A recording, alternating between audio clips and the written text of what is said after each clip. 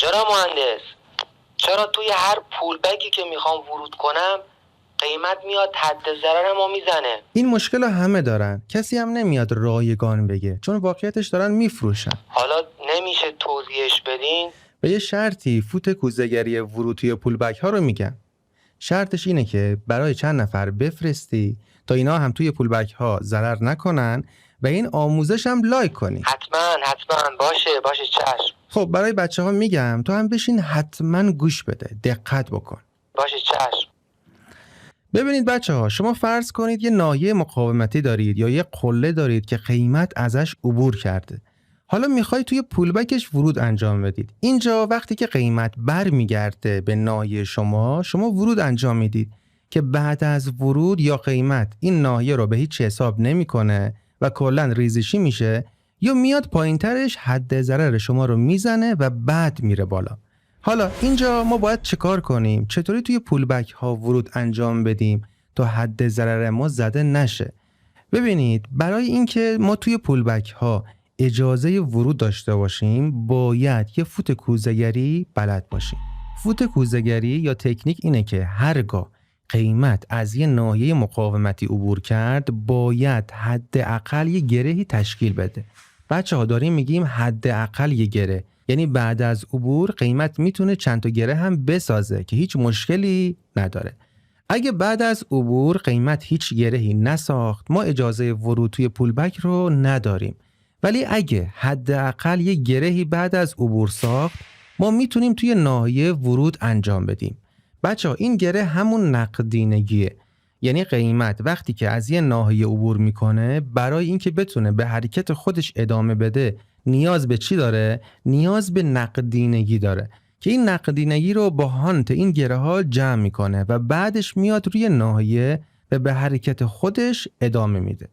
پس ما تا اینجا متوجه شدیم بعد از شکست یه ناحیه قیمت ضعیف میشه و برای اینکه بتونه خودش رو جبران کنه قیمت میاد بعد از شکست حداقل یه گرهی میسازه که با هانت این گره نقدینگی مورد نظر خودش رو برای ادامه حرکت جمع میکنه.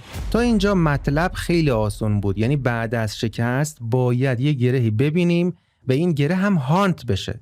اما ممکنه خیلیا بعد از شکست گره هم ببینن ولی بعد از ورود قیمت بیاد دوباره حد ضرر اینا رو بزنه. اینجا یه نکته میلیون دلاری داره که هر کسی یا اینو نمیگه یا اصلاً بلد نیست که بگه. ببینید ما دو نوع گره داریم، یک گره جعلی و دو گره فیک. گره اصلی و گره فیک. گره اصلی چیه؟ دقت کنید تو این حرکت صعودی میخوایم ببینیم اول چند تا گره ساخته شده بعدش کدومش گره اصلیه. این حرکت صعودی تا اینجا اومده یه گره ساخته بعد رفته بالا، دوباره یه گره ساخته و رفته بالا، اینجا یه گره دیگه ساخته و دوباره بالا رفته. پس توی این حرکت 3 تا گره داریم. حالا برای اینکه مثلا بدونیم این گره اصلیه یا فیکه میایم بالاترین های در این گره رو انتخاب میکنیم. اینجا بالاترین های مربوط به این کندله.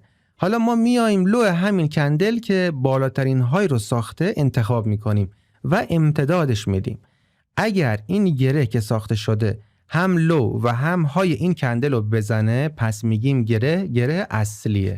یه مثال دیگه بزنم. اینجا ما یه گره داریم، میایم بالاترین های گره رو انتخاب میکنیم. بالاترین های مربوط به این کندله، درسته؟ حالا میایم لو همین کندل هم امتداد میدیم. اگه لو و های این کندل زده شده بود این گره یه گره اصلیه. اینجا میبینیم که وقتی این گره داشته ساخته میشده لو این کندل رو نزده، فقط های رو زده. پس این گره اصلی نیست، یه گره فیکه.